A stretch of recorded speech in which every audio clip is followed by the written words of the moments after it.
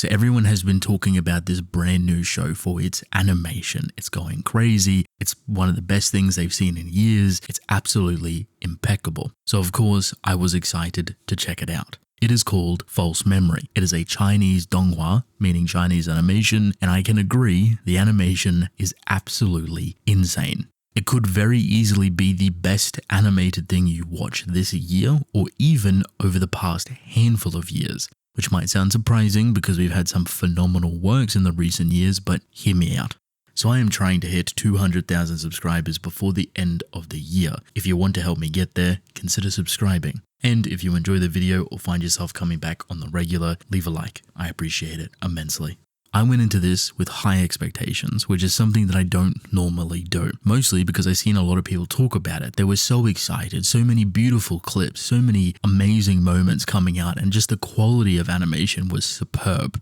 This isn't unsurprising for China. They have been making moves for the past handful of years within the animation industry. There is a plethora, an endless amount of such high quality, such talented individuals over there that are putting their heart, soul, and effort into creating some magnificent pieces. And False Memory lives up to that excitement.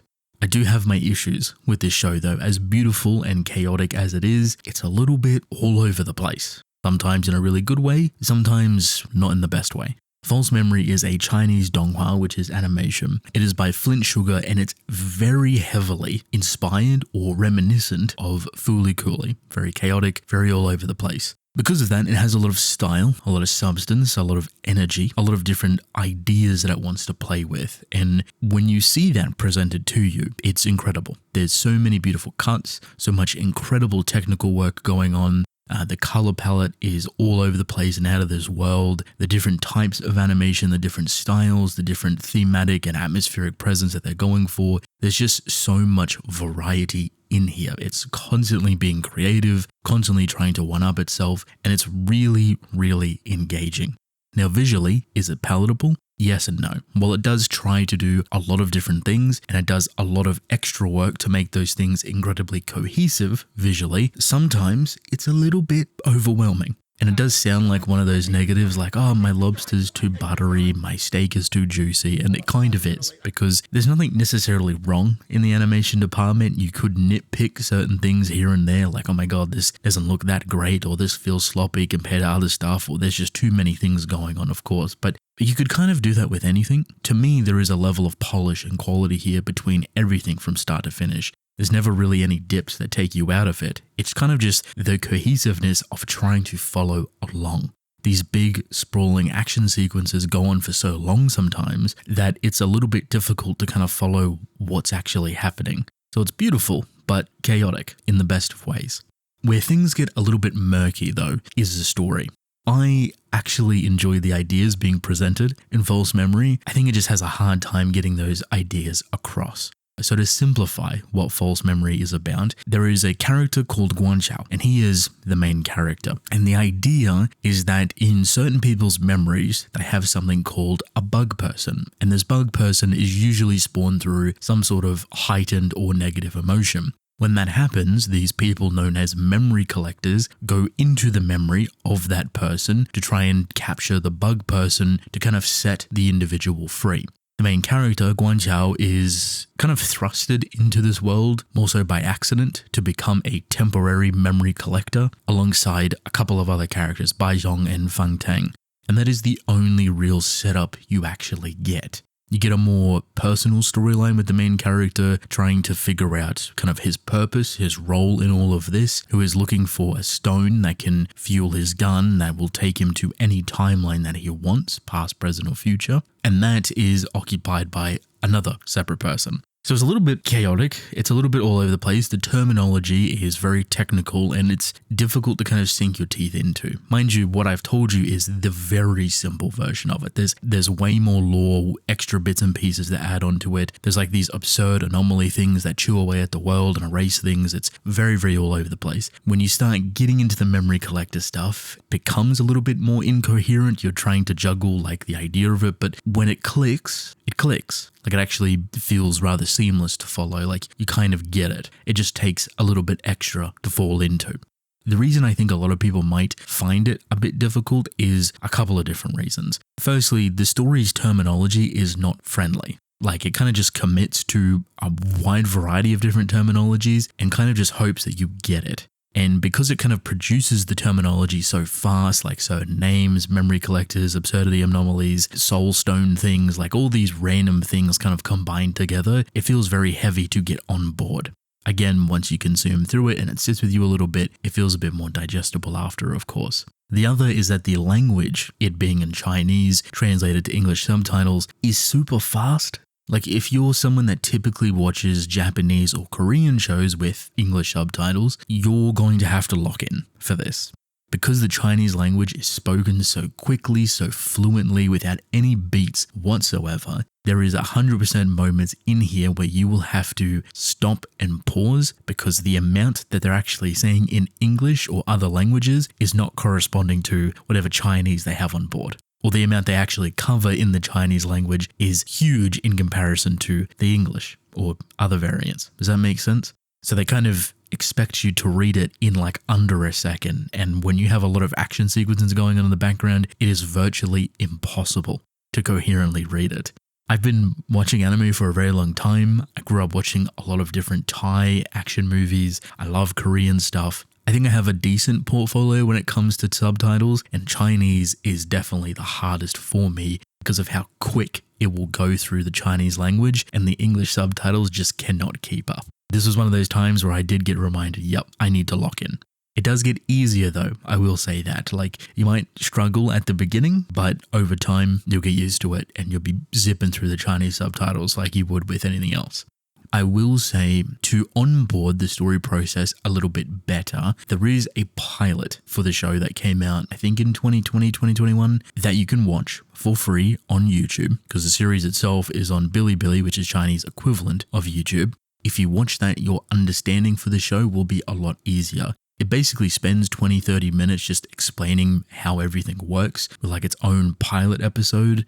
Even though they don't use a lot of stuff from that episode, just the terminology and like the whole concept itself will make it much easier for you. I recommend watching it before you watch the actual show.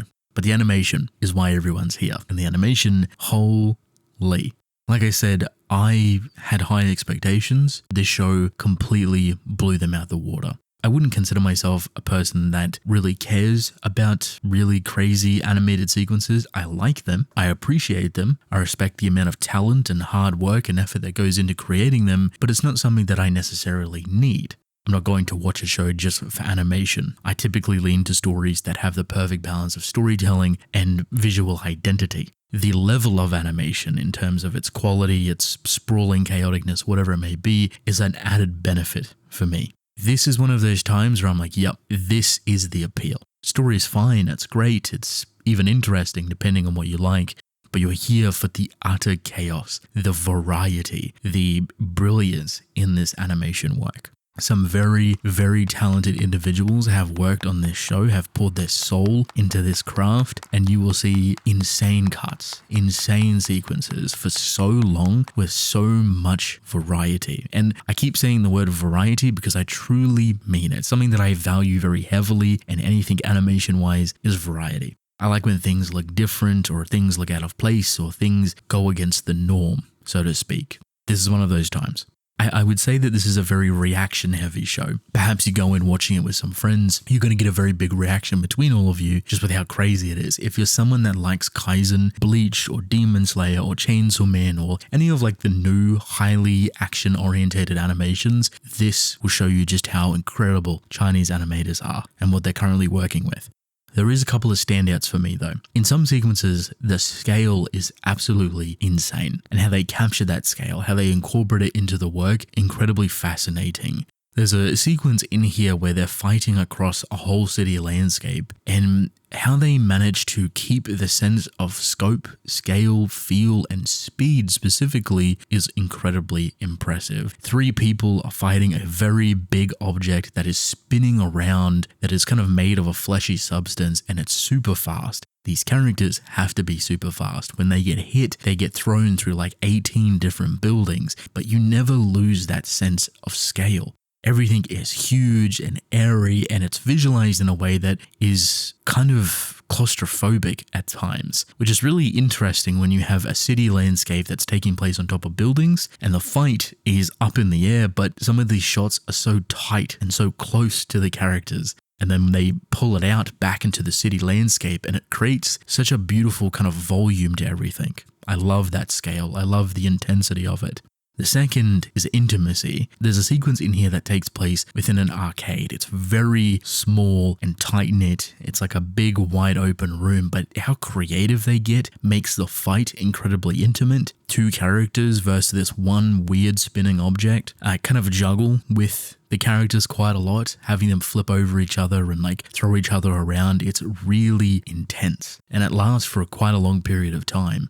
Last but not least is color range. I am a sucker for animated works that use colors to their advantage. They change the color scheme, they get weird, they get wacky with it depending on the situation. And for a lot of stories, you can't actually do that because it kind of breaks the cohesion or the immersion of the story itself. For something like False Memory that's based on the idea of diving into different people's memories and the weird artificial nature of it, you can kind of do whatever you want. So there's these really striking designs and color intention behind some beautiful landscapes, stuff that seems so out there and alien. And when you're diving into people's memories, it's very dependent on the type of situation or the context. So like the city landscape, for example, is kind of depressing because the bug person that's inhabiting the guy and is like an office worker that's very depressed. But then the arcade one is super colorful and super playful and very reflective of the person, of the memories that they're jumping into. I love it.